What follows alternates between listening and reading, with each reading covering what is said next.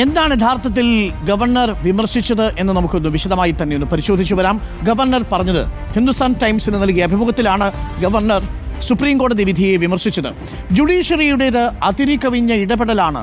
Article 142 ഉപയോഗിച്ചുകൊണ്ട് തമിഴ്നാട്ടിലെ governor RN Ravi തടഞ്ഞുവെച്ച Tamil Nadu നിയമസഭ പാസാക്കിയ 10 ബില്ലുകൾ നിയമമാക്കി കളഞ്ഞു സുപ്രീം കോടതി.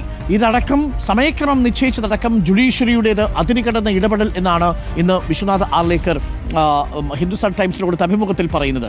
ഭരണഘടന ഗവർണർക്ക് സമയപരിധി നിശ്ചയിച്ചിട്ടില്ല. ആർട്ടിക്കിൾ 200 പ്രകാരം as soon as എന്ന് മാത്രമാണ് പ്രയോഗിച്ചിരിക്കുന്നത്. 2 ജഡ്ജിമാർ ഇരുന്ന് എങ്ങനെ സമയപരിധി നിശ്ചയിക്കാൻ കഴിയും എന്നാണ് ആർലേക്കർ ചോദിക്കുന്നത്. ജഡ്ജിമാർ തീരുമാനിച്ചാൽ പാർലമെന്റും നിയമസഭയും എന്തിനാണ് എന്നുകൂടി ഗവർണർ ചോദിക്കുന്നു. പാർലമെന്റിന്റെ അധികാരം കോടതി എടുക്കുന്നത് ശരിയല്ല. ഭരണഘടനയിൽ മാറ്റം വരുത്താൻ 3/2 ഭൂരിപക്ഷം വേണം. അഥവാ ഭരണഘടനാ ഭേദഗതിക്ക് 3/2 ഭൂരിപക്ഷം വേണം. ആ 3/2 ഭൂരിപക്ഷമില്ലാതെ പാർലമെന്റ് ചെയ്യേണ്ട കാര്യങ്ങൾ എങ്ങനെയാണ് സുപ്രീം കോടതിയിൽ ഇരുന്ന് 2 ജഡ്ജിമാർ ചെയ്യുന്നത് എന്നാണ് ചോദ്യം.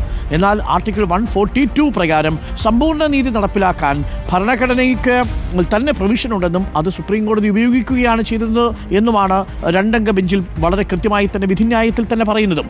വിഷയം ഭരണഘടനാ ബെഞ്ചിന് വിടേണ്ടതായിരുന്നു എന്നൊരു സ്റ്റേറ്റ്മെന്റ് കൂടി അദ്ദേഹം നടത്തുന്നുണ്ട്. ഗവർണർമാർക്ക് ചില കാരണങ്ങൾ ഉണ്ടാകാം, അത് അംഗീകരിക്കണം എന്ന് പറയുന്നു. പക്ഷേ കോടതി ഏതെങ്കിലും കേസ് വൈകിപ്പിക്കുന്നത് കോടതിയുടെ കേസിന് മുന്നിലുള്ള ബാഹുല്യം മൂലമാണ്. എന്നാൽ ഗവർണർക്ക് അത്തരം ബാഹുല്യങ്ങളൊന്നും ഇല്ല എന്നതാണ് വസ്തുത.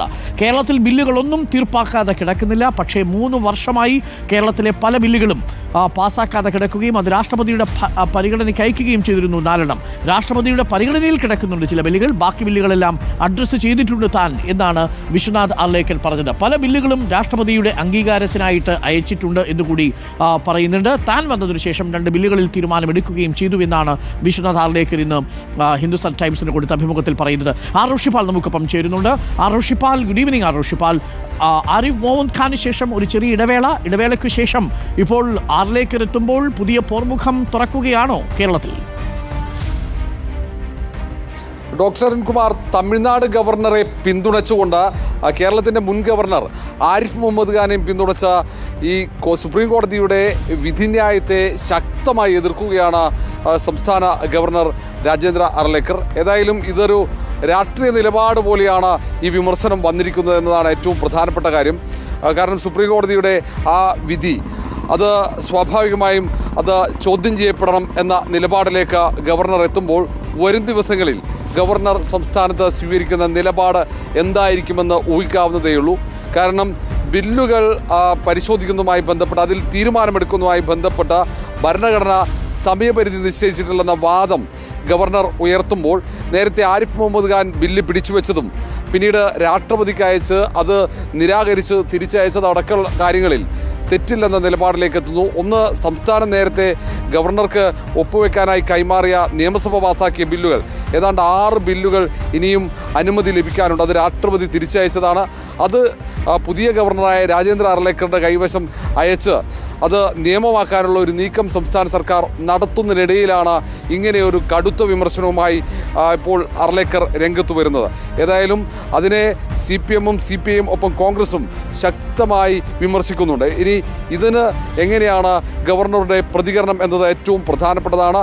മറുഭാഗത്ത് തമിഴ്നാട്ടിലും സമാനമായ നിലപാടാണ്. തമിഴ്നാടിൻ്റെ ഹർജിയിലാണ് സുപ്രീം കോടതിയിൽ ഇങ്ങനെയൊരു ഉത്തരവ് വന്നതെങ്കിലും അത് കേരളത്തിലും ബാധകമായിരിക്കും എന്ന ഒരു വിലയിരുത്തലാണ്. അതിൻ്റെ അടിസ്ഥാനത്തിൽ തന്നെയാണ് കേരളം ആ ബില്ലുകൾ വീണ്ടും ഗവർണറുടെ മുന്നിലേക്ക് എത്തിക്കാൻ ശ്രമിക്കുന്നത്. ഏതായാലും ഗവർണർ വീണ്ടും സർക്കാരുമായി ഒരു പോരിന് തയ്യാറെടുക്കുന്നോ എന്ന ഒരു സംശയം ജനിപ്പിക്കുന്ന രീതിയിൽ തന്നെയാണ് ഈ വിമർശനങ്ങൾ ഉയർന്നു വന്നിരിക്കുന്നത്. വരും ദിവസങ്ങളിൽ ഗവർണറുടെ നിലപാട് വളരെ പ്രധാനപ്പെട്ടതാണ്. ഏതായാലും CPM-ഉം CPI-യും ശക്തമായി ഗവർണർക്കെതിരെ ആഞ്ഞടിച്ച് മുന്നോട്ട് പോകാൻ തന്നെയാണ് തീരുമാനിച്ചിരിക്കുന്നത്. താങ്ക് യു ഋഷിപാലാണ് വിവരങ്ങൾ നൽകിയത്.